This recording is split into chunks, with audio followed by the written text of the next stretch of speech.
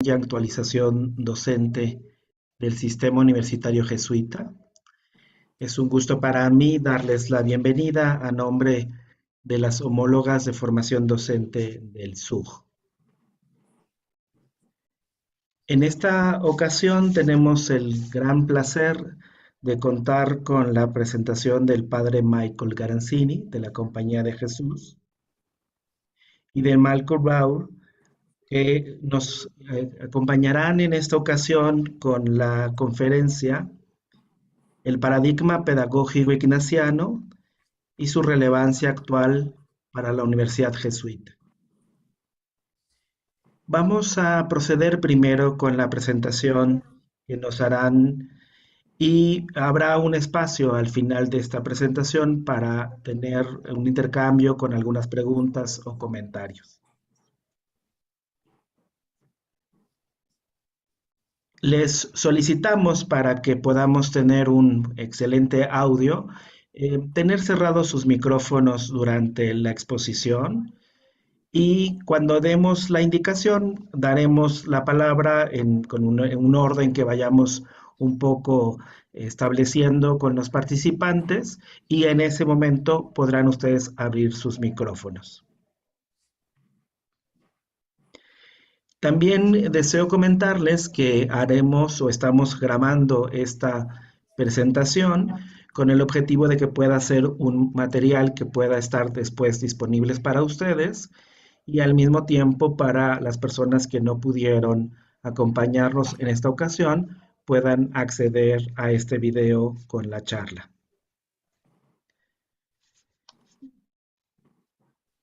Voy a presentar brevemente una semblanza muy concreta a nuestros dos ponentes en esta tarde. El padre Michael Garanzini, de la Compañía de Jesús, de 2001 a 2015, fue el 23º presidente de la Universidad Loyola de Chicago.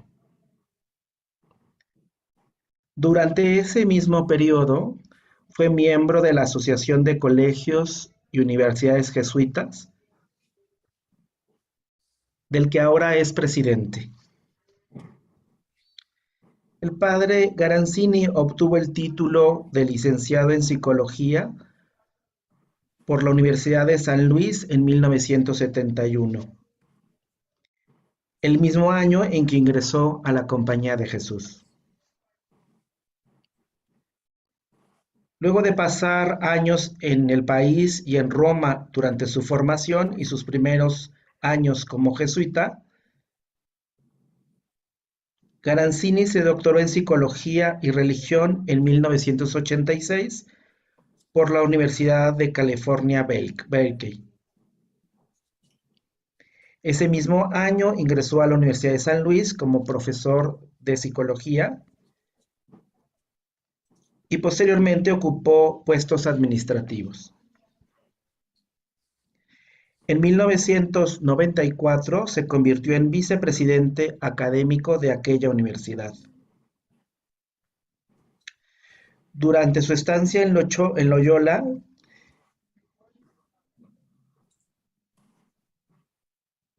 el padre Garanzini contribuyó a la fundación de la Arrupe Junior College y del Instituto de Estudios Ambientales. En 1912, el padre Adolfo Nicolás, general de la Compañía de Jesús, nombró al padre Garanzini como secretario del Sistema Mundial de Educación Superior de la Compañía. Desempeñó este cargo hasta octubre de 2021. Por su parte, Michael Brown es profesor asociado en el Departamento de Filosofía y profesor adjunto en la Facultad de Derecho de la Universidad de Fordham. Es director del Colegio de Derecho Natural, director asociado del Centro de Educación Ética y coorganizador del Seminario de Pedagogía Jesuita en la Escuela de Artes y Ciencias de la Universidad de Fordham. Actualmente es secretario de la Sociedad Americana de Hegel y ha publicado diversos artículos sobre pensadores como Aristóteles, Tomás de Aquino, Kant, Fichte, Hegel, Heidegger, Gadamer, Habermas, Peirce y Logener, y sobre diversos temas, entre ellos la ética, la jurisprudencia, la teoría de derecho natural, el idealismo alemán, el pragmatismo americano, el existencialismo, la hermenéutica y el pensamiento continental contemporáneo.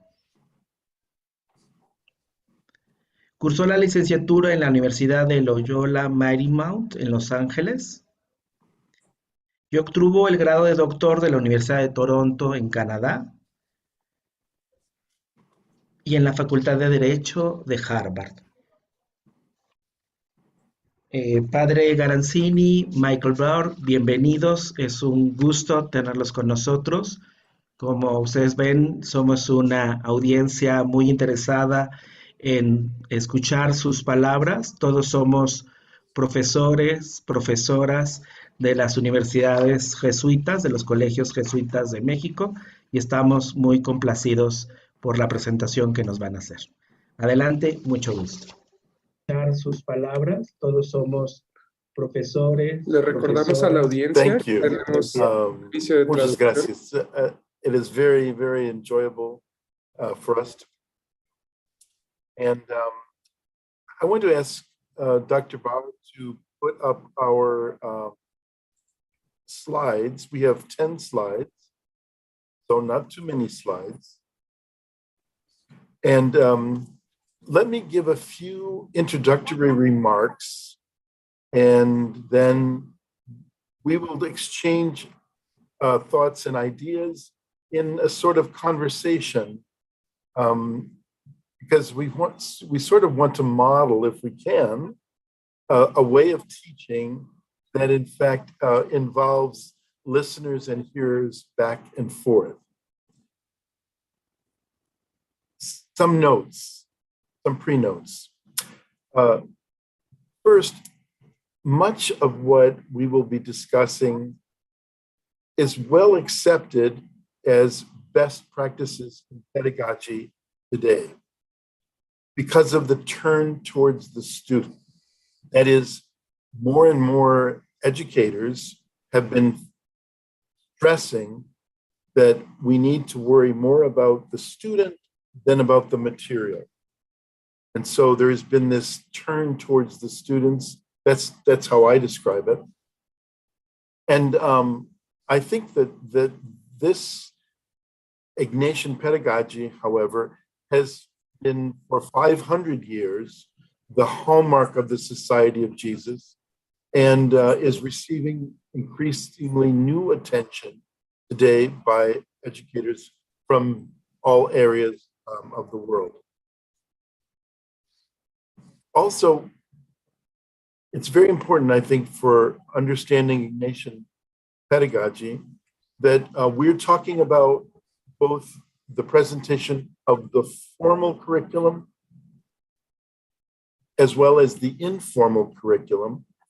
And what we mean by that is the formal curriculum is what we teach in the classroom.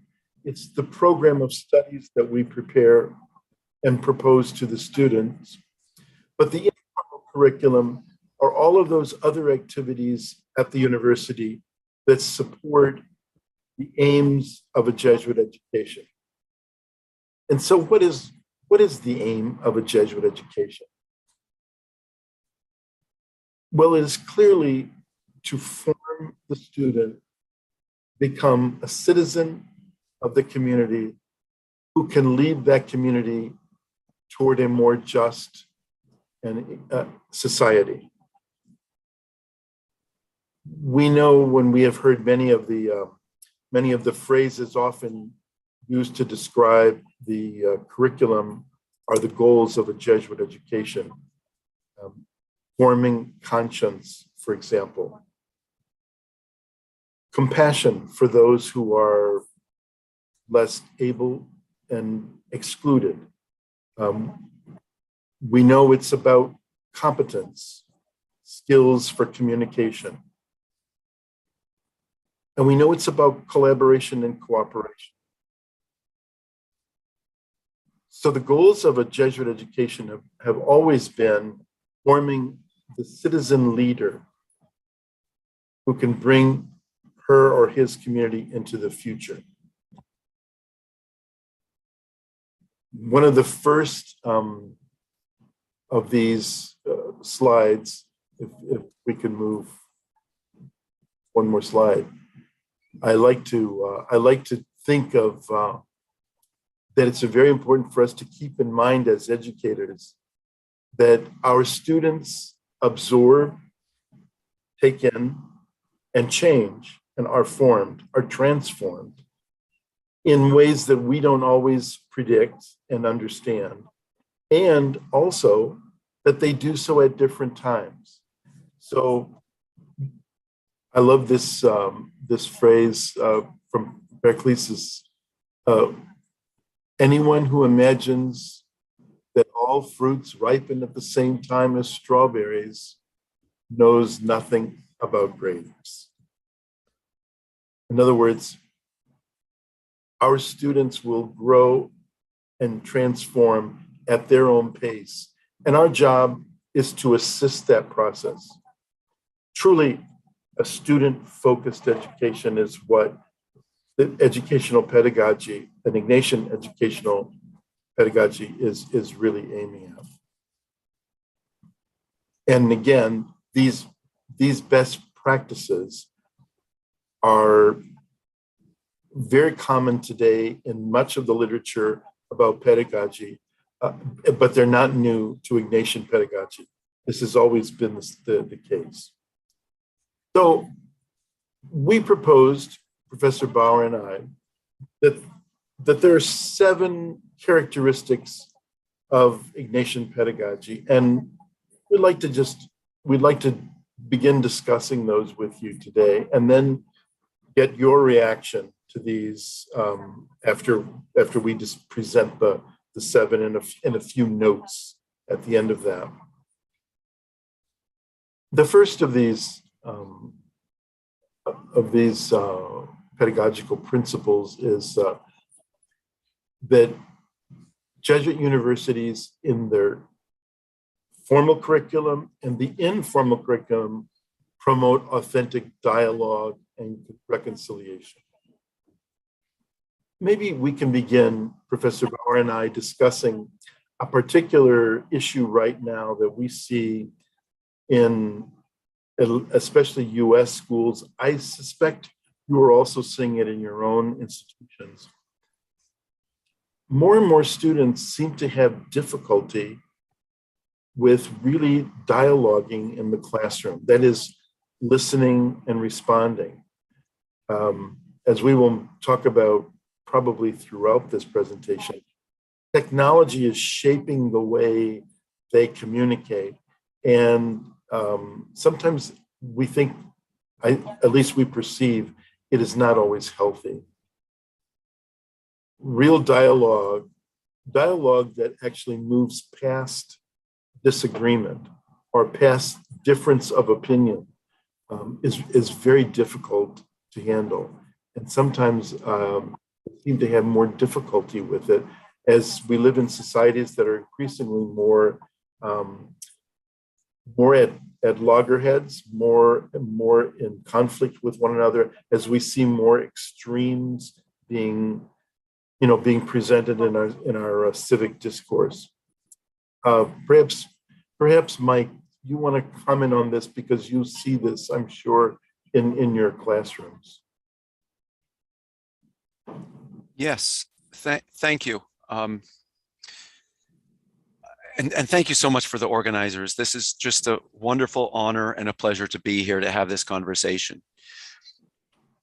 One of the things that informs my understanding and my practice of Jesuit pedagogy is the contemporary relevance, but furthermore, its embeddedness in a very long history of learning that stems from the Renaissance back to the Middle Ages, in fact, to ancient thinkers that Ignatius and his followers, his friends, drew on. So even though the teaching of Ignatius and his way of proceeding is very contemporary, it can also be made much deeper and richer and historically interesting than often we recognize in a contemporary context. So picking up the question of the need for dialogue, as Father Garanzini mentioned, modern technologies, modern politics, television, the internet do tend to give a message to students, which leads them often to think that dialogue is a matter of a zero-sum game. Students need to be able to recognize that their own views are partial, their own views need to develop and grow, and that growth often is possible only in the context of an environment where they are free to be wrong, free to grow. So I think the spiritual exercises in a very important way give us a model for understanding ways in which we can develop, cultivate spaces for growth where it's okay to take risks, it's okay to be wrong, it's okay to be corrected. Ignatius tells us that the very first presupposition of the spiritual exercises is that we as Christians should be ready to justify rather than condemn another's perspective. In other words, we should be ready to learn rather than simply teach the other to accommodate themselves to our view, which is relevant to the broader question about how we understand education in general. And I think this is not just a problem with professionalization and technology in the culture at large, but I think it's also a problem with the professionalization of colleges and universities in general. What often happens is that doctoral programs end up producing, whether intentionally or not, individuals who think of themselves as experts who happen to have a unique and superior view on things. What I've learned in my own experience is it's just as important to learn where your students are if you're going to teach them than to learn the material that you're going to teach them. So teaching actually is largely a matter of learning what your student already thinks, learning where your student already stands, learning what your student is ready for. Not every grape is going to learn like a strawberry, to go back to the prior slide. So teaching depends on learning, and more importantly, teaching depends upon the ability of the professor not merely to profess, but also accommodate, adjust her or his views to the condition of the students. So because of technology and professionalization and the institutionalization of learning, often professors regard themselves as experts who only deliver a good. There's an important element, though, of movement, learning, adjustment. And again, the spiritual exercises show how this is possible. Ignatius tells us time and again in the spiritual exercises, if the written word doesn't help, put it to the side. Pay attention to the exercitant. So this idea of student-centeredness, it's very contemporary, very relevant, but it goes back to Ignatius. We can talk more about how the history and the development of Ignatius's thinking plays out in a contemporary context. But the main thing is making education student-centered really amounts to trying to cultivate instructors or professors to be ready to adjust and not merely regard themselves as experts who unilaterally deliver a good to their students. Thanks. Mike, I wonder if you would comment a little bit more on the use of the word reconciliation here. It's an interesting word because we often think of reconciliation as two warring factions that have finally laid down their weapons and are trying to appreciate one another's position. But used in this context here, how is authentic education an act of reconciliation? That's a great question. It's a difficult question. Clearly, the notion of reconciliation has a very deep and rich sacramental meaning, which one can develop in many ways in connection with Catholic doctrine and the teaching on the sacraments. But one doesn't need, and Ignatius and the Society of Jesus, I think, are very far-sighted in their thinking about the importance of translating Ignatian church teaching into a contemporary, modern, progressive context. The idea would be we don't have to understand reconciliation only in one particular way. Given my background in continental philosophy, and attaching that in some ways to Ignatius's own resistance to follow a merely scholastic model, to follow more a rhetorical model where there's more give and take, I would cash out in those terms that reconciliation essentially depends upon each party's recognizing of their own need to grow. The university, again, it's a modern institution and it tends to internalize so many modern, not very healthy understandings about itself. The university often sees itself as delivering certain goods to consumers. In many ways, universities need to survive by projecting that message. But on the other hand, it's a message that undoes the real message of the university, which is we all need to grow. We all can do more. Again, it's all about the magus, doing more. And the first step towards being able to do more and therefore to be reconciled and adjusted and accommodated to the other is to recognize one's own limitations. That's not often taught in universities, that we're all limited, we're broken, we're vulnerable, we're in need of more that cannot come entirely from ourselves. So just as a historical note, I'm often, I often understand, the initial instincts of the Society of Jesus are all in favor of movement. Ignatius always refers to himself as a pilgrim. The Jesuits' first entry into the business of education was a real challenge because once you start setting up schools, you start becoming attached. And the goal of movement becomes a lot harder to achieve if you also are invested and attached and anchored down. So any institution is going to generate certain kinds of orthodoxies and rigidness. The goal is to live within those institutions, but also be ready to be skeptical about the institutionalization of learning. So reconciliation, I would say, depends upon a recognition, and again, one can cash this out in a Christian context, but one doesn't have to. Recognition of one's own limitedness, one's own need for otherness. Yeah, thank you. That's helpful.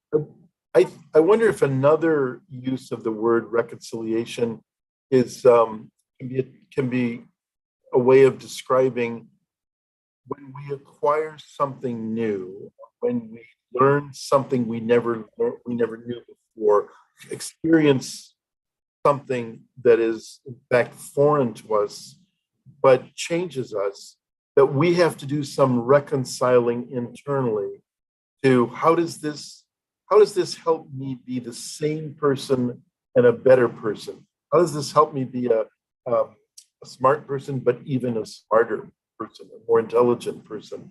And it takes a certain amount of humility to admit I'm learning something new all the time, and I need to reconcile my past with my present in order to move into my future. Shall we go on to the second of these pedagogies? So our second is pretty straightforward, and I think we'll all recognize this pretty quickly. So we want to establish programs, we want to establish courses, we want to teach every class as if to help our students become more excellent in any endeavor that they've taken up, that they've been asked to take up. So whether it's understanding, whether it's learning how to write and speak clearly, or whether it's the material that we're presenting them in the course, or whether it's the longer goal of becoming a professional, a competent person, we strive for excellence. That's been a very important part of Ignatian spirituality, as Dr. Bauer referred to earlier, and it's a very important part of every educational program. I think one of the characteristics of the Jesuit brand of education is, and I think people will tell us, that Jesuit educators are excellent educators, excellent teachers, and their students become excellent at what they encounter and what they learn. So we always want to push the student to want more, to go deeper, try to accomplish more, to stretch their capacities. Mike, how does this sound with you? So I usually think about this imperative to strive for excellence in every sphere in terms of the creational view that the Jesuits represent. And again, the creational view does not have to be a doctrinal view that is taught. It's enough for it to be a lived way of being that is shown through practices. So I tend to think that much of the teaching that's done in universities is what you discussed earlier in terms of informal rather than the formal teaching. It's a matter of showing, it's a matter of modeling, it's a matter of being an example that is worth imitating. And I think students learn what excellence means, not so much in terms of the content being taught, but in terms of the seriousness, the open-mindedness, the carefulness, the precision that they see in their instructors. The creational view that the Jesuits represent as an order and as a group within Catholic teaching is that whatever is good. Whatever is worthy of being loved, because nothing exists if it's not loved into being by God. So there is in principle no sphere of human activity that should be off limits to the pursuit and to the consideration of those who are educated in a Jesuit tradition. There are plenty of examples of Jesuit thinkers who are themselves emblems of excellence in the sciences. We can think of Clavius, Boscovich, we can zoom forward to the 20th century, Teilhard de Chardin. These are Jesuits who are committed priests, but at the same time, they care deeply about learning in principle about every speck of matter that makes up the universe. So what I think is most interesting is nothing is off limits, and if it is worthy of our attention. Thank you. I'm going to move to the third, because I think there's some important points here to be made about this third point. Pedagogical practices in Jesuit universities should promote focused exploration and discovery across disciplines. And I want to break that up a little bit. My first time at Iberoamericana University in Mexico City was when Father General Nicholas was speaking there, and I believe the year was 2015. And that was a very famous speech, which is often quoted since then. And one of the things he discussed in this speech, among several important things, was the growth of superficiality. He talked about much of modern technology, the kind of things that students would be using, the internet, for example. While there were many, many benefits to the internet, the way it connects us, the way it gives us access to knowledge and almost immediately and so on, it tends to promote a superficial understanding of things. And he also questioned whether what's on the internet is often true or untrue or could hold mistakes and so on. While we shouldn't trust everything we read, he even cited the fact that his own biography on the internet had some mistakes. And when he went into Wikipedia to correct those mistakes, he found the next day that they had been changed back.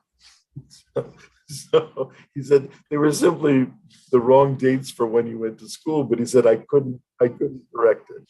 Anyway, the point he was making was how much we have become content with a superficial understanding of things, and stressed the need for depth, going in deep into some areas, understanding a poem or a text or a theorem, some scientific discovery, understanding that in depth was critical for our understanding of how knowledge works, how we work, and how understanding works. Mike, you, I'm sure, are concerned about this all the time if you're teaching some difficult texts in some of those philosophers that you teach, and you must struggle with the fact that students like to just kind of, what's the summary here? What's the paragraph really all about? Do I have to really understand the argument in depth, or can I just look at the conclusion? Can I just accept the conclusions? I turn it to you. Yeah. So the slideshow is now giving us the third of 7 characteristics. Let me just pause, because this is a good time to remind ourselves that even though if this looks like a checklist where we check the boxes and move through, we always have to remind ourselves that these are mere signposts.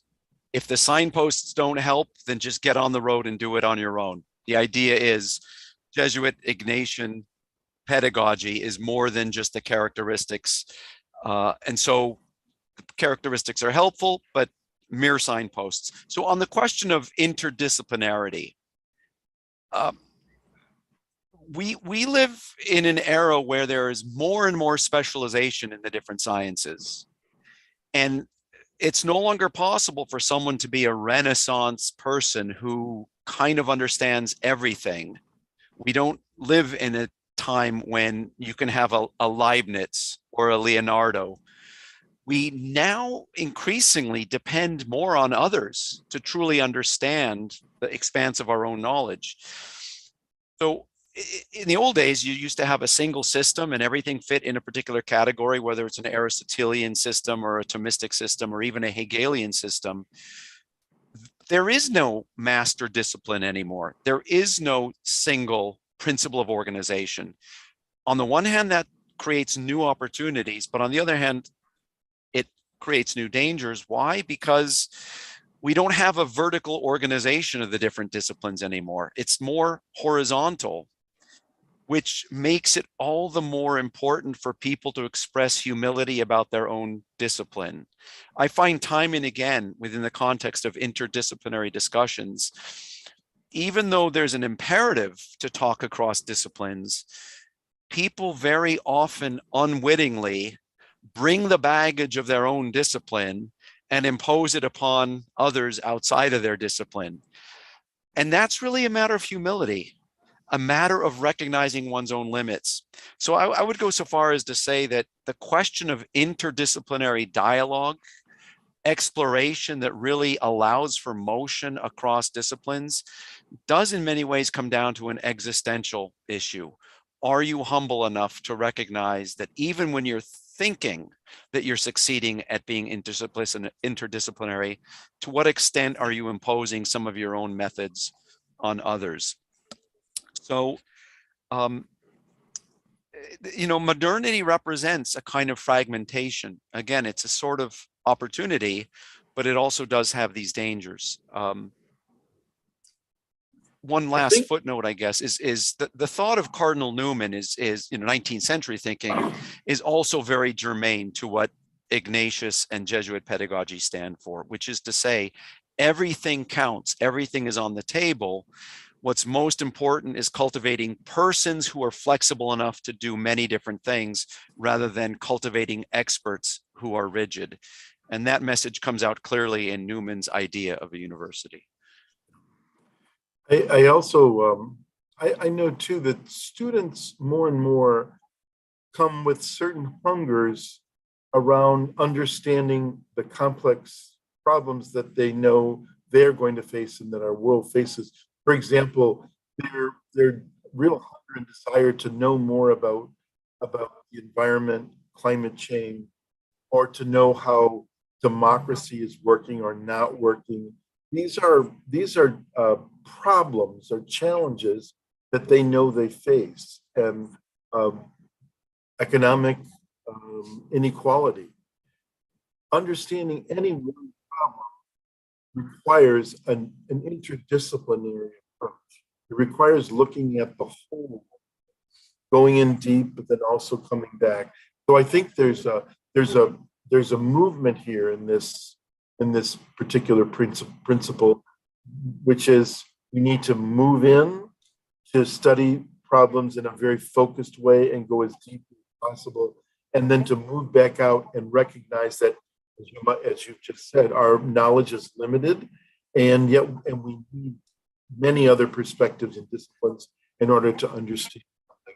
To be an economist means you can't just study economics. To be a doctor means you can't just study the human anatomy and disease and chemistry. To be a teacher means you can't just know your material, but there's so many other fields of knowledge, if you will, that kind of make us human and make our understanding of our world much more rich, much more complex. Want to comment on that at all? Yeah, let me add the following. It's very difficult within an institutionalized context where people are trained to be experts in a particular field. It's very difficult to cultivate faculty and students who are willing to take the risk of stepping out of their discipline and having their own discipline's boundaries being questioned. So this importance of moving back and forth between the focused attention to the part versus zooming back out and appreciating the whole, extremely important. And there's a further dimension to us I wanted to add. It's not just a matter of organizing this oscillation between parts and wholes within a present context, but there's also parts and wholes within time or temporality in general. And I find as an educator, as an instructor, it's very tempting to think, well, I'm the older one. I'm the one who has more experience. I'm the one who has more training. All of my students are younger than me, increasingly a lot younger than me. And it's very tempting to think I'm the part that conveys something that is more expert-like than what the others are learning, the students. But the fact of the matter is, whatever lessons I'm conveying to students today will come to fruition 30 years, 40 years down the road when I'm not even around. So from time to time, I have to remind myself and remind my students, I'm just a part within a larger whole, and the part that I am is not going to be around 30, 40 years from now, which is to say, I don't know what your problem is going to be 30 years from now. So don't fixate on my solutions, because they're most likely going to be obsolete by the time you need to think through some of the issues we're talking about today. So that's another lesson in humility. We don't know what the problems will be 30 years from now. And it's important for us to give our students that agency and remind ourselves of our own disability regarding the future. Thank you. Great. Let's go to 4. In Jesuit universities, programs and practices should promote intercultural exploration and appreciation. Well, we all know from the Society of Jesus began founding schools right at that period at least in Europe and in the West, when we started exploring and discovering other parts of the world. And that was in a very exciting time for people of Europe, and very exciting time for our students in Jesuit schools. And Jesuit schools have always been bigger than national, bigger than local. They've always tried to promote an understanding of differences among people. The early Jesuits would send letters back that would be read to students in schools, and they were very much appreciated. They were very popular letters explaining what peoples were like and the cultures were like in lands that they were discovering. So in Asia, in Africa, in Latin America. So this has always been part of the Jesuit, if you will, ethos, that we're interested in culture. Young people today are very aware of the challenges of interculturality, the challenges of people's desire to maintain their cultures as well as to meld and to fit in so that we can collaborate. And that tension of appreciating and staying within one's own culture and also moving out and past into another culture is a human skill set that we all recognize now as very important for any well-educated young man or young woman. Mike, do you see this real desire to explore as part of what's going on with students today?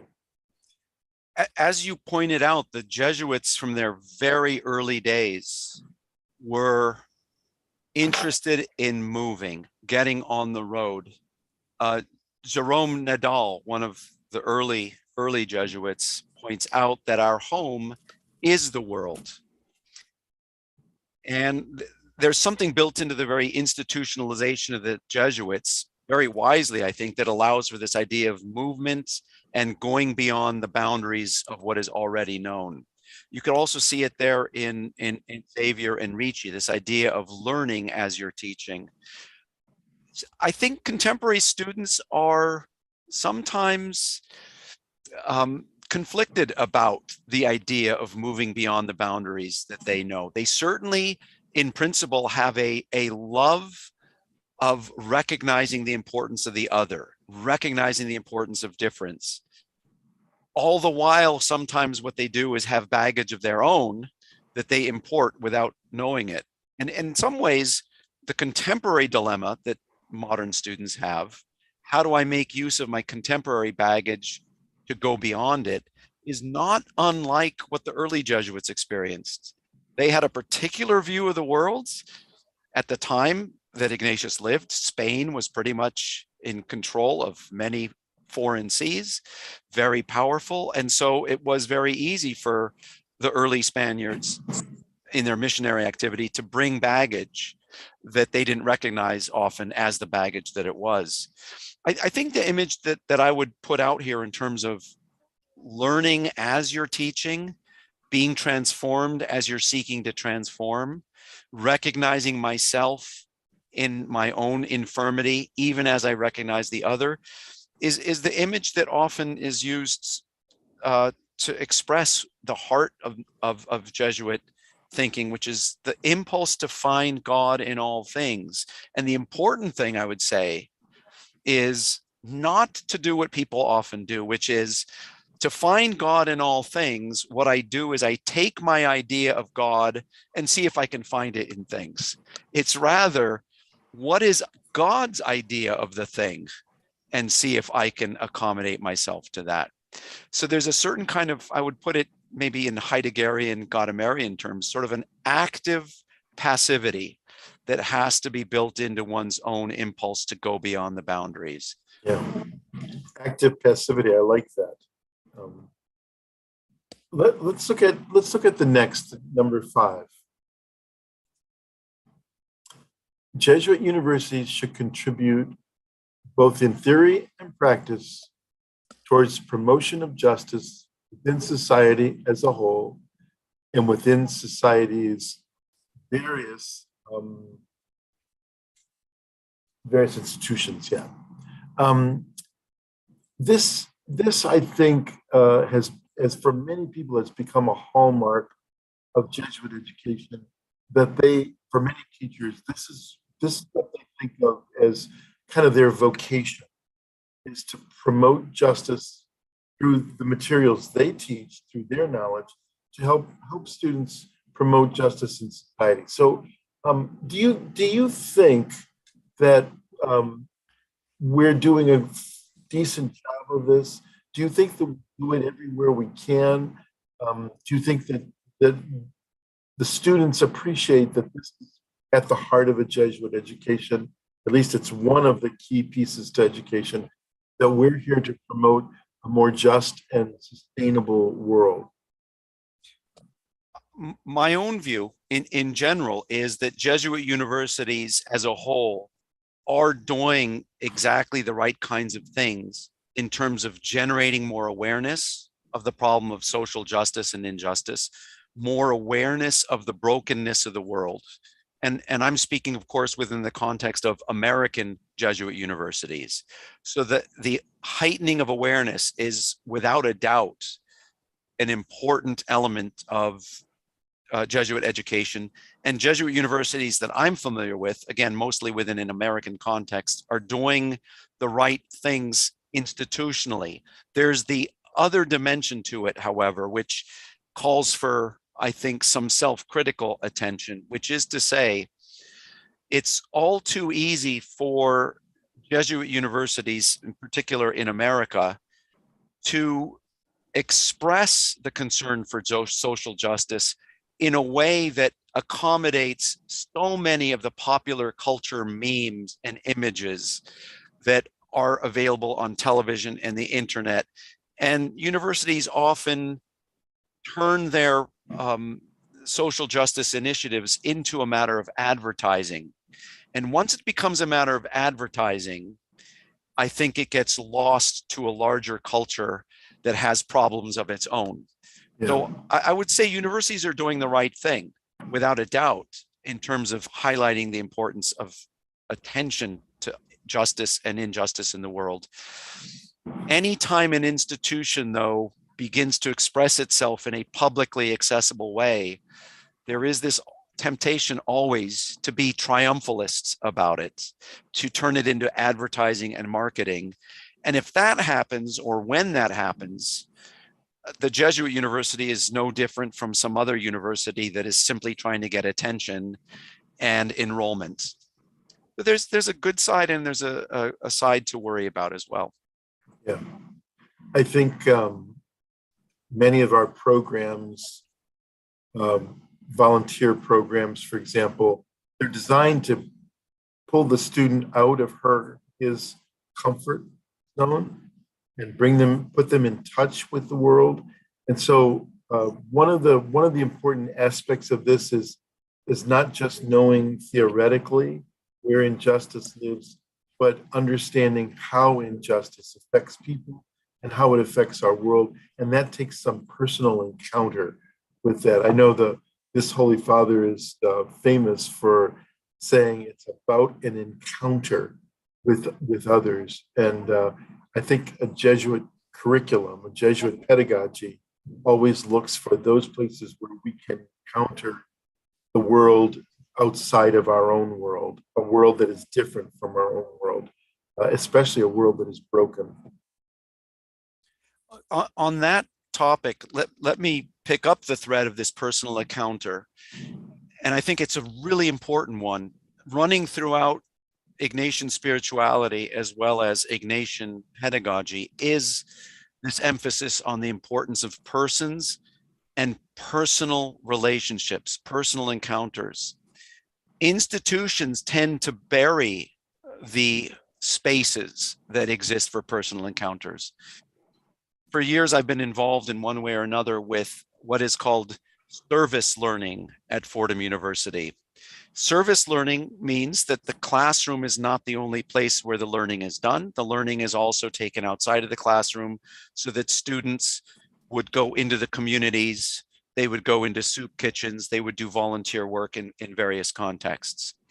Now, when the time came for students to come back and write a paper on their experience in the community, almost invariably, they felt that there was an imperative for them to tell me in their essay how great they did in the community, how many souls they saved, how many goods they delivered to a needy population. And if they were left to the advertising of the program, they would have thought that that was a successful endeavor. And it took me relating to them personally to say, you don't have to tell me you did a great job. Maybe you found out that you couldn't help somebody. It's okay.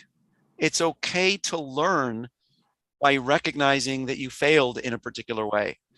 So often, again, the image that universities sometimes convey undermines the larger message. Sometimes you learn by getting something wrong or by failing. And students, as I say, they were convinced that they had to have done a great job or else it was not a successful placement. It takes personal contact to say, it's okay to learn by failing. And sometimes the best image for service is that I recognize that I'm one with those who I'm helping. They're helping me just as much as I'm supposedly helping them. Excellent. Thank you. Let's go to number 6. What I like about this important characteristic of the Ignatian pedagogical paradigm is that it really points to the need for inspiration and vision. Many of our students are confused about where the world is going. They're not sure where they fit in the world. They're preoccupied with things that they should be concerned about, things like how they will prepare for a career or a job, gainful employment, paying back their parents for what gifts they've been given, especially in this education. But one of the things that they often feel they've not acquired is a global vision, that is an inspirational paradigm that helps them make sense of things, of where all of this ought to be going and what their part is in it. And even if that part is small, how important their own contribution is.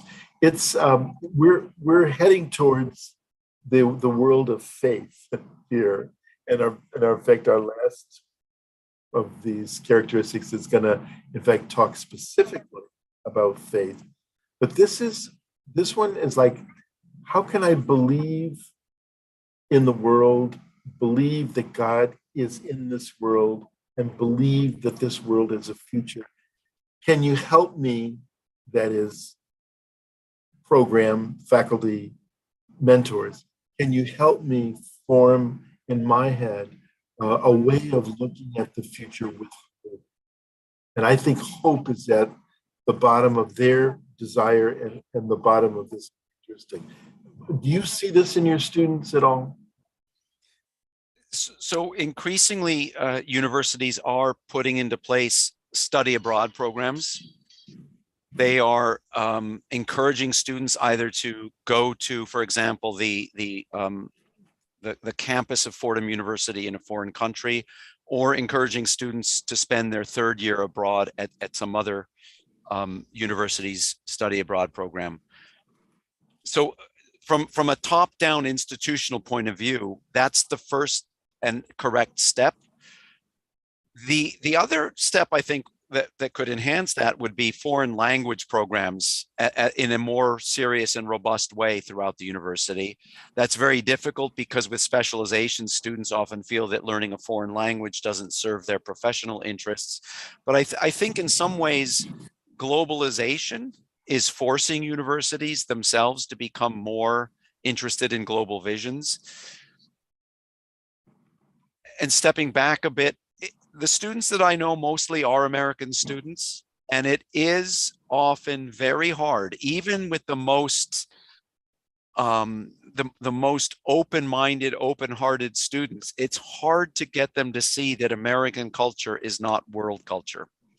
Yeah. So, because American culture just is so pervasive, and it's so difficult not to think that American culture really is the standard for all culture. So luckily, I'm in New York City, but not every city has the same kind of intercultural flavor. So I would say the students I see are probably better formed in terms of their intercultural awareness than most other American students. But it's always a struggle, simply because the technologies, the music, the fashion, the secondary expressions of culture are so heavily Americanized. But the students have it in their heart. There really is an interest in recognizing the limitations of any particular culture. Yeah. The real payoff comes, I think, in when they let themselves be transformed, sometimes in a way that is very difficult and disappointing to them, because often they are at university because their parents are paying a lot of money for them to become productive Americans. And in some ways, the university's job is to say that that's not what it's all about. Thanks. I'm gonna move to the seventh, because we're coming up on the hour, and I want to make sure that we cover a couple more topics. This last one is perhaps the best way of describing the ultimate aim of what our teaching and what our programs are really all about.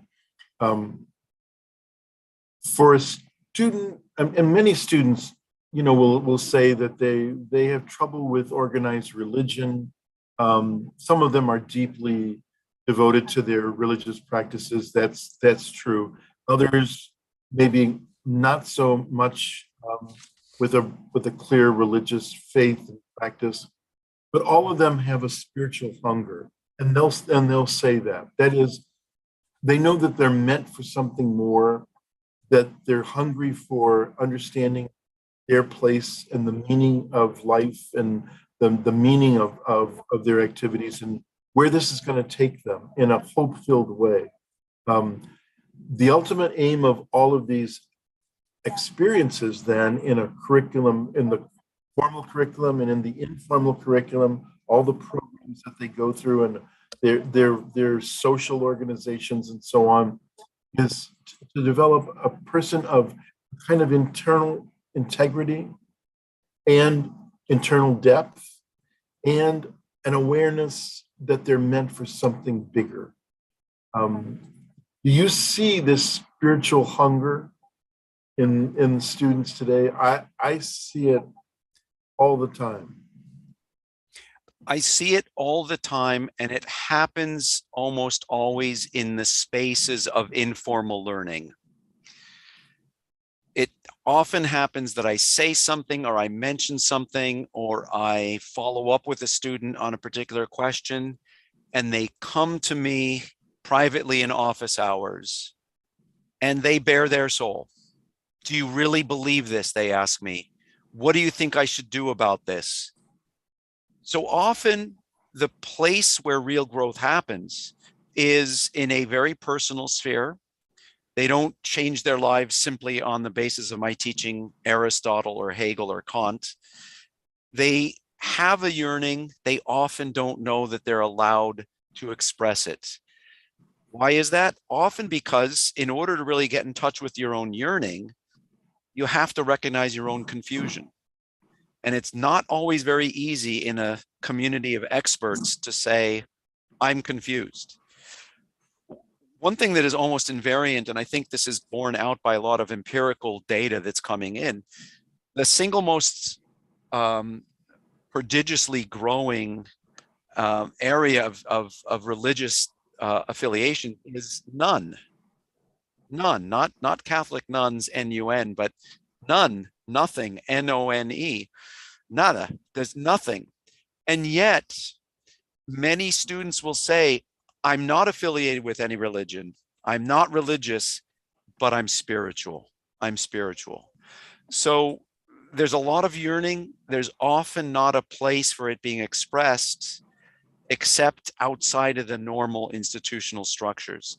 I will make one further note on this, which is to say that there's equally a new movement within philosophical circles towards a postmodern way of understanding things, where the postmoderns are deeply suspicious about systems and meta-narratives. Sometimes postmodernism turns into a kind of subjectivistic, arbitrary relativism, the kind of, I think, superficiality that the Father General was warning about. But postmodernism, in its own way, could open up some spaces where people can recognize that it's okay to express doubt and confusion and uncertainty. Thank you. Just a couple, we have, let's talk about just a few closing notes. I know we wanted to say a few things. Mike, why don't you lead us through these next two slides here? They're kind of afterthoughts, if you will, or concluding thoughts for us, and then we can go right to questions. Yeah. So I'll be relatively brief, I guess. What I'll do is I will mention why these two concluding notes occurred to us, and in some ways they could have equally have been part of the 7, but now we have 7 plus 2 or 9. And again, this just shows the idea of a checklist is really not where we should be focusing. All of these are on the move, but it's important to keep in mind with new technologies, the way in which education is done will necessarily change. And technology is not a neutral instrument. It's very, very common for people to think that the more technology and the more efficiency there is, the more effective the teaching will be. But in fact, as we learned from many critics of modern technology, one can talk about Jacques Ellul or Marshall McLuhan or Martin Heidegger, the technology is not a neutral instrument. It actually changes the content that's being conveyed through it as an instrument. We don't know what technologies will be doing in the future. In my own life, I see increasing pressure from administrations for me to adopt various kinds of electronic formats for teaching. I've been resistant to that. Sooner or later, I think it's going to be inevitable that younger faculty have to buy into it. But it's really important to recognize that these technologies are not neutral, and they do, by and large, have a tendency to depersonalize the teaching, which in my view is not a good thing. The second thing is, apart from the larger question of technology, which affects every institution, there's the question that affects particular Jesuit institutions, which is, what do we make of the 4 universal apostolic preferences?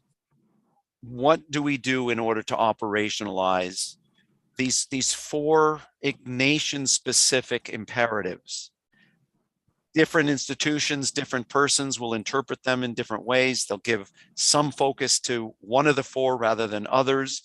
But it's important, as with the case of technology, it's important not to lose sight of these 4 preferences as we carry out our mission within the context of Jesuit education. And every single one of them is worthy of a whole further discussion. In fact, an entire book, yet another hour of talking, but we probably should, leave it at that, but just remind ourselves, these should not be forgotten in the midst of all the other important things. Thank you, Mike. Thank you. We'll ask our hosts how they'd like to proceed. Muchas gracias, Padre Garanzini, muchas gracias, Michael Bow. Vamos a tener un espacio de preguntas o de comentarios. Si gustan, lo pueden escribir en el chat sus preguntas, o si gustan hacerle en el micrófono, por favor, señalen con su manita electrónica para pedir la palabra y con mucho gusto les damos el espacio. Voy a comenzar con una pregunta de Nancy Palacios que puso hace unos momentos en el chat. Ella pregunta: como docente acompaño grupos de alumnos. Comprendo que la invitación es ver la singularidad. Sin embargo, también se me solicita la competencia en todos. Mi pregunta: ¿cómo respetar sus tiempos? ¿Cómo enganchar a los que no se conectan con sus aprendizajes? No me preocupan los entusiastas. Me preocupan los que no desean, los que se muestran apagados.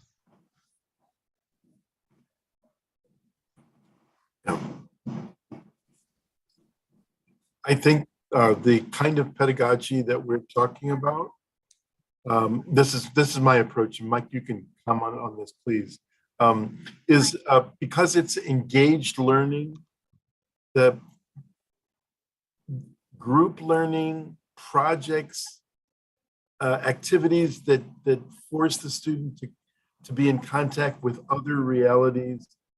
All of these are devices, methods, means of helping those having a more difficult time getting the motivation to learn to perhaps it lights a spark. It inspires them in some way. Every teacher from the beginning of the world has confronted the problem of the student who appears bored and uninterested. And they will always be our challenge, and I suppose there will always be those students. But this engaged pedagogy really does, I think, offer the opportunity that something just might hit, something just might spark the interest of the student. Like, what I heard in the question is a sense of resistance on the part of the student. So what that actually means is a further question, but assuming that I'm capturing the sense of the question, that the student is resistant, maybe wants to argue or compete in order to propose a better theory of the world, or if the student is resistant to a particular view. My instinct, which I'm not always very good at actualizing, but my instinct as a teacher is to try to find the reason for the fixation. A student who is resistant or dogmatic or convinced that they don't need to do any other learning is a student, in my mind, who is essentially afraid. They're deeply invested and unable to let go of something. And it's never possible in the case of the really, really recalcitrant, stubborn student. It's very difficult to get them to give up their investment.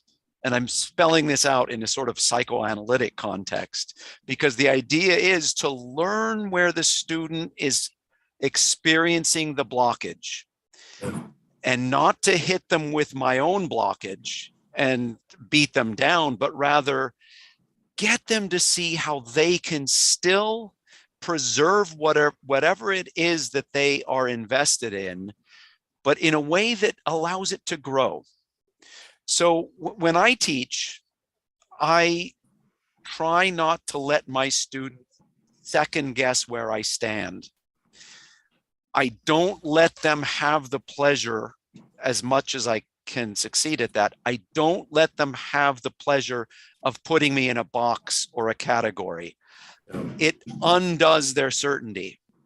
And when I find them able to live in this zone of uncertainty, where they don't really want, when they don't yet know what I want from them, I find it easier to say, I don't want you to agree with me. I want you to be better at agreeing with yourself. So I very often play the devil's advocate. And I do think it's important in a classroom setting to find every opportunity to be a devil's advocate on both sides. Then the students don't categorize you so easily. Yeah. And that's sometimes an opening for motion. They realize that my agenda, if I have one, is to get them to grow and not necessarily to convince them. If I need to interrupt just a second, I'm having trouble. You're going in and out. So I'm gonna get off and try to reboot because its sound is fading. So sorry about that. I'm gonna try and get out and reboot. De acuerdo, padre. Gracias, no, no hay problema.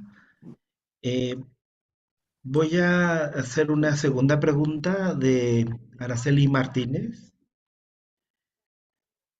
En su opinión, ¿cuáles son los principios éticos que deben orientar a un docente que trabaja con comunidades, que promueve proyectos sociales? Principios éticos para con las personas de las comunidades y para con los estudiantes.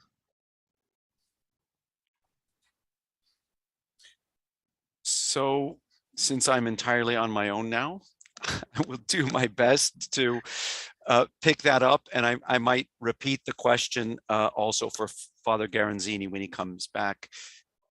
If I understand correctly, it's a question about what ethical principles in general should guide a teacher working with communities. And a community can be understood as the community of learners within a university context, or maybe the community is outside of the university. But I would come at it in this way: whether we like it or not, we always operate with some set of presuppositions which count as our ethical principles.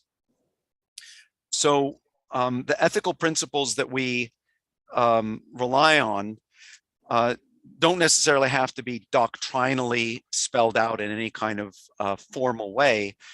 We always already come with some principles. And I think the general principles that we should give to ourselves, number one, as the presupposition of the spiritual exercises points out, a presupposition of charitable interpretation. When confronting any other person in a new context, it's always advisable to do one's best to try and see what they are saying or doing in some charitable, forgiving context, rather than being prepared to correct or condemn. So I think hermeneutical charity is the first principle. It's not always easy, because we cannot start doing anything in the world unless we make a lot of presuppositions about what we're doing.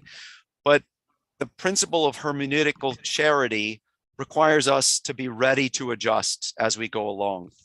The other, I think, principle is, as much as one disagrees, or as much as one wants to exercise one's own agency in teaching and changing and converting the world, it's important always to recognize that we're always ourselves in need of conversion and change. So the work of someone like Xavier or Matteo Ricci in Asia are very good examples in many ways, because the imperative there was always to start by assuming that whoever I'm confronting in the world is a creation of God and therefore loved by God.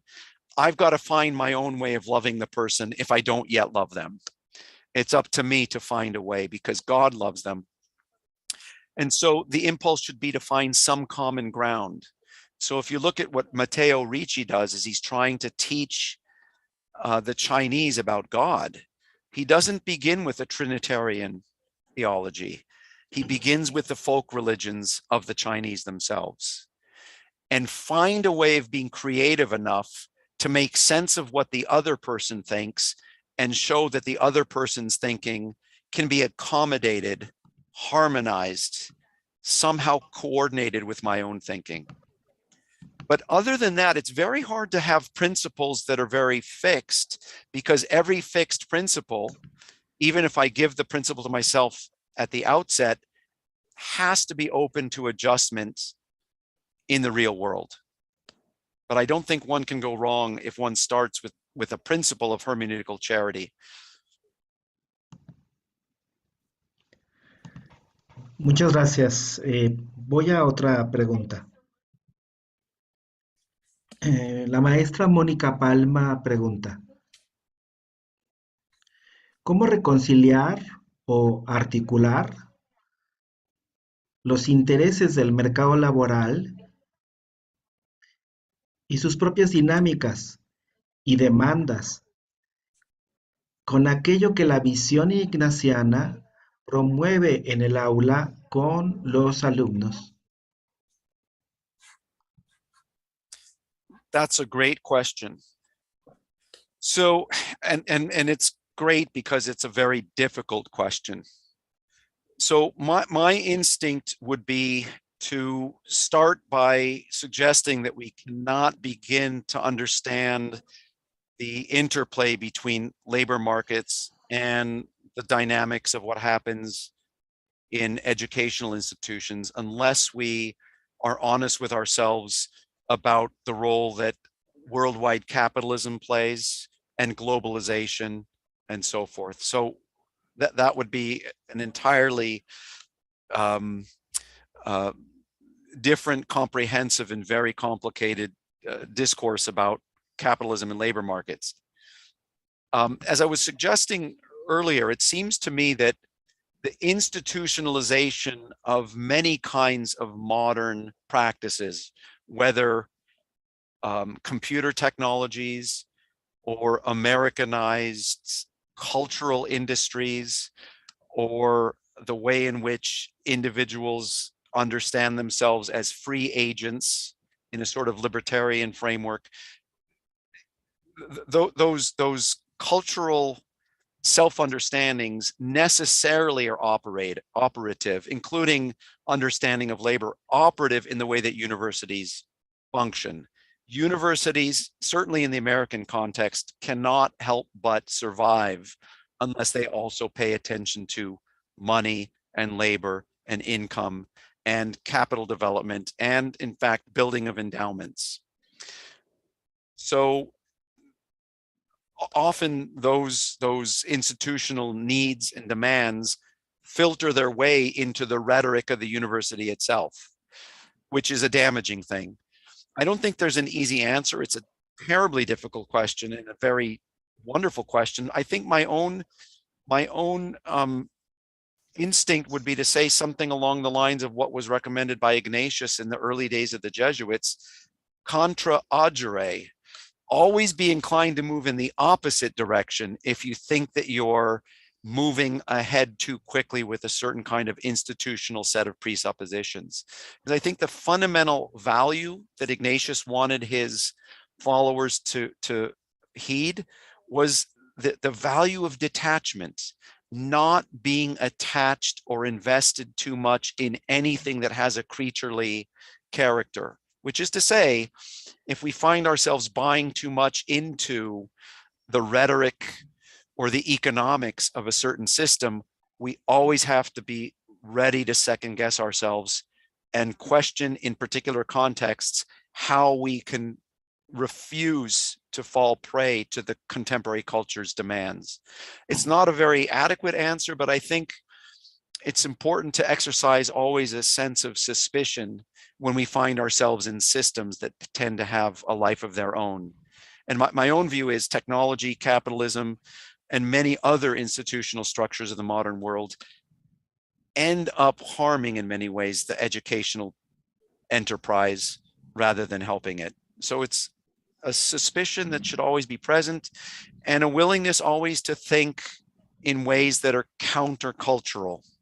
That's another thing. All too often, the educational culture, at least the one that I'm familiar with, ends up internalizing so many of the values of contemporary culture, and that's not always a good thing. Gracias.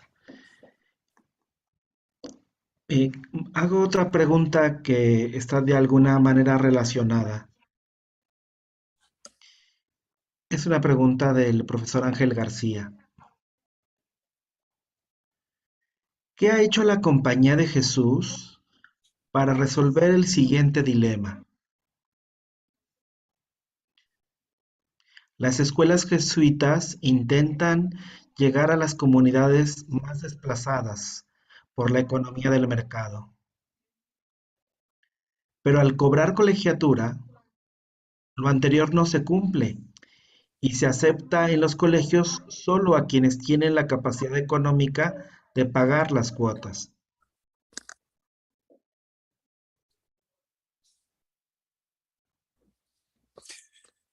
That is another very good and difficult question.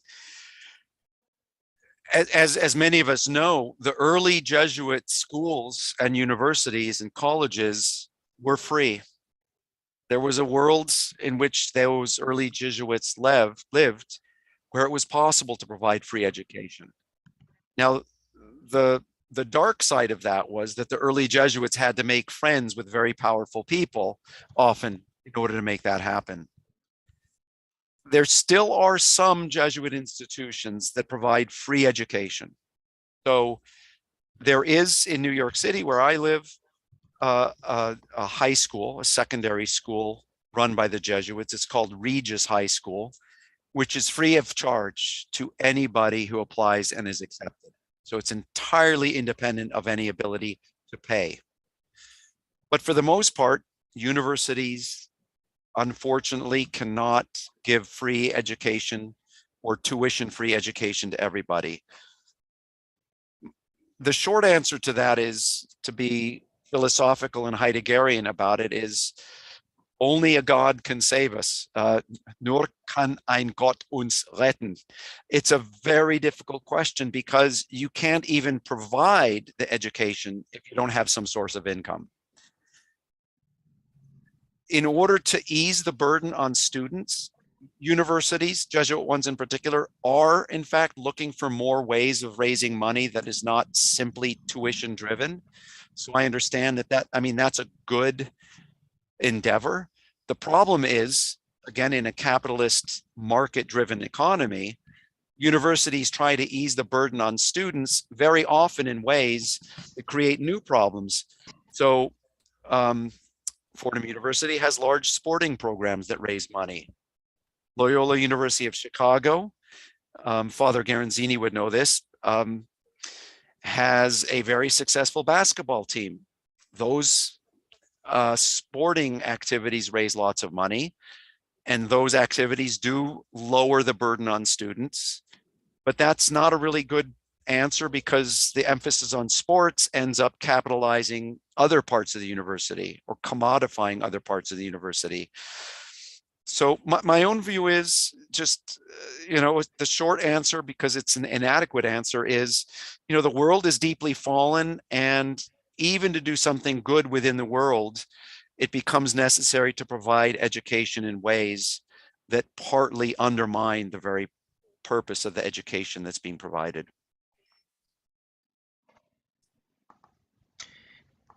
Gracias. Otra pregunta. Esta es de Lilia Cortés. ¿Cómo hacer que los alumnos sean más sensibles a los problemas sociales? Another one of these great questions that is so great because it's so difficult. I have had differing experiences from students about social problems, social justice issues. Many students are very eager to take up a cause and act outside of the classroom in light of that cause.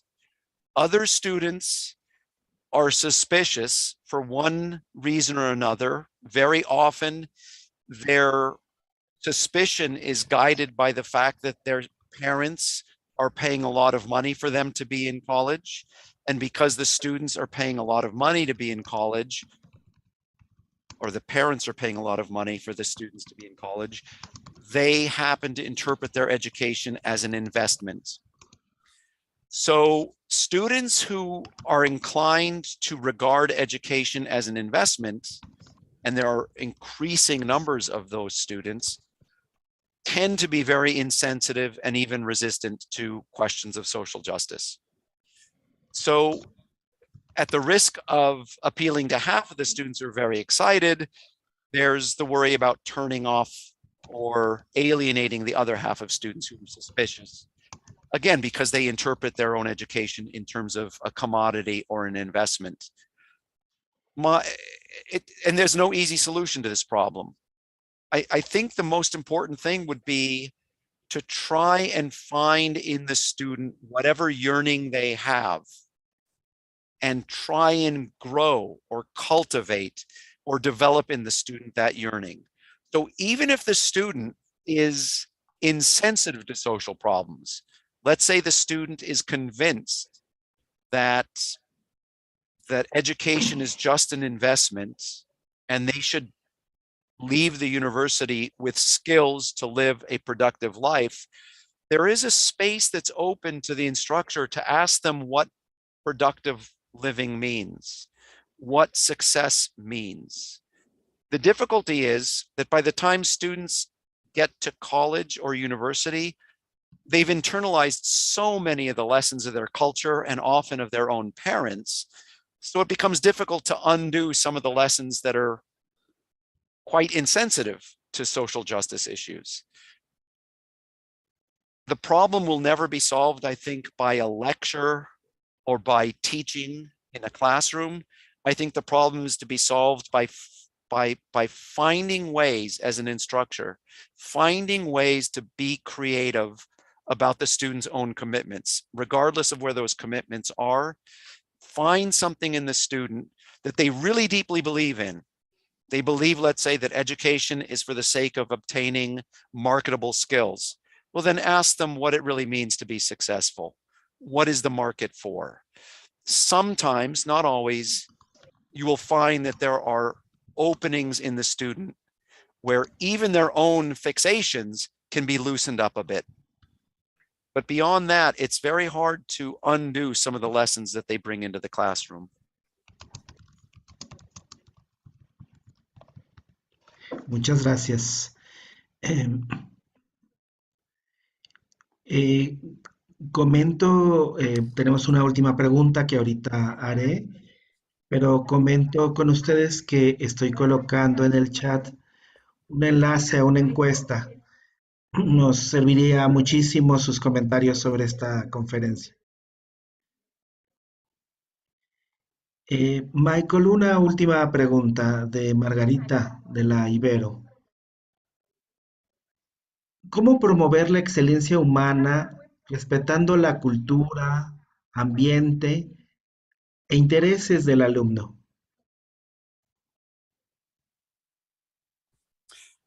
Could you repeat that? How could we? Promover la excelencia humana, respetando la cultura, el ambiente e intereses del alumno.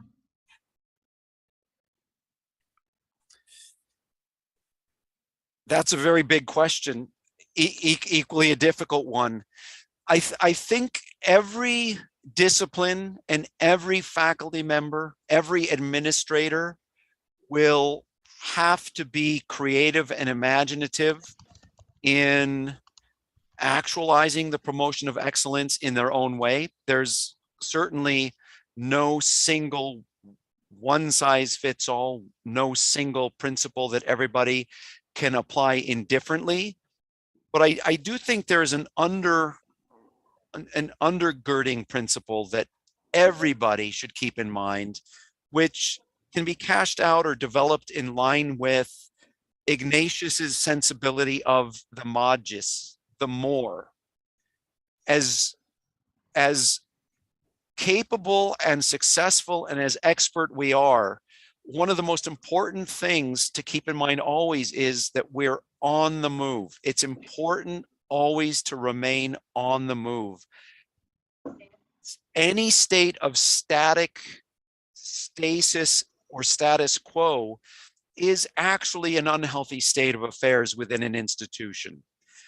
If you look, in fact, our last slide from the PowerPoint presentation, our last slide was a depiction of Andrea Pazzo's ceiling of the St. Ignatius Church.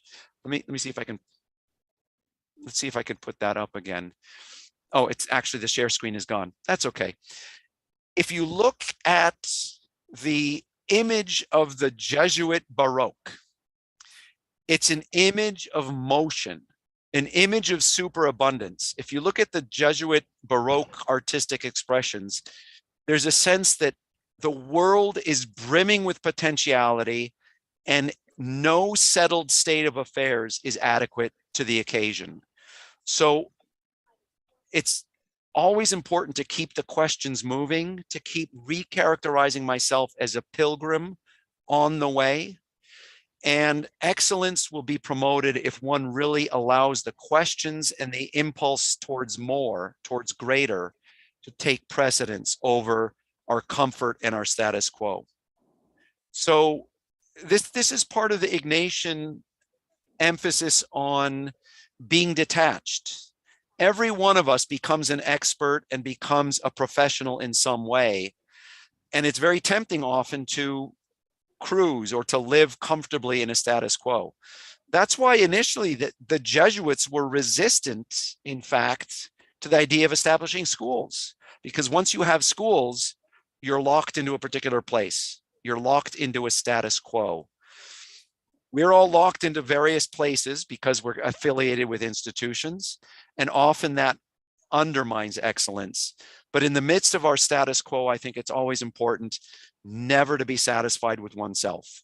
I think that's the fundamental principle that has to be kept in mind, to always be dissatisfied with oneself because there's more. Muchas gracias, Michael. Quiero compartir con ustedes, antes de despedirnos, que he colocado en el chat una liga al último número de la revista Didac, dedicado a la actualidad de la pedagogía ignaciana en la universidad, que muy generosamente el padre Garanzini y Michael escribieron un artículo justo con el título de esta conferencia. Entonces, si ustedes quieren tener la transcripción, digamos, de esta conferencia, les invitamos a ver el artículo. Y muy seguramente habrá algún otro artículo que sea de su interés y les compartimos, por tanto, este número especial de la revista Didac. También, como ustedes saben, pondremos a disposición posteriormente el video de la conferencia por si quieren ustedes después poder ver nuevamente esta plática. Solo me resta agradecer a todos ustedes su asistencia, su interés y muy especialmente Michael, el padre Garanzini, les agradecemos mucho lo que nos han compartido. Sus palabras nos entusiasman, nos invitan a seguir formando comunidades educativas inspiradas por la vida, por la obra de Ignacio de Loyola. Muchas gracias y que todos tengan una muy buena noche. Thank you so much. Thank you.